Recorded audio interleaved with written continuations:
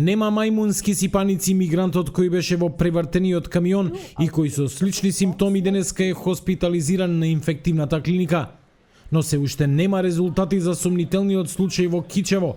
Човекот кој пред 2 дена се јавил на лекар со симптоми слични на мајмунските сипаници одбива да се тестира, па лекарите се надеваат дека ќе го убедат.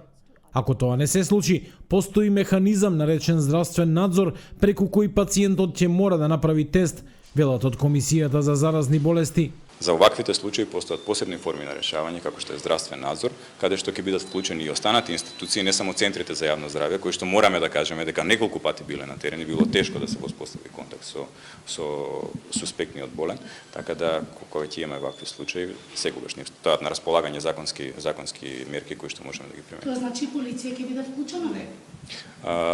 Тоа значи дека сите институции, вклучително доколку има потреби од асистенција на полицијата, државен санитарен здравствен инспекторат, може да оствари комуникација со полицијата. Првиот човек на Комисијата за заразни болести, Александар Петличковски, вели дека дури и да се појави потврден случај со мајмунски сипаници, нема место за паника, оти болеста не се шири како COVID-19.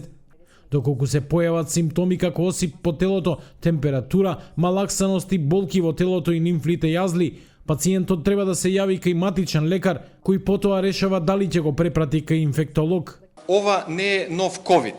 Значи, нема апсолутно место за паника, бидејќи не очекуваме никаков драматичен развој и некакви сериозно ширење на оваа нова болест. Не се работи за болест која лесно се пренесува, дека има простор и за тестирање, и за изолирање, лоцирање на контактите, така што бидете безбедни. Здравствените власти велат дека се подготвени за појавата на мајмунските сипаници. Протокол за нивно згрижување има, а има и доволно тестови за детектирање на овој вирус.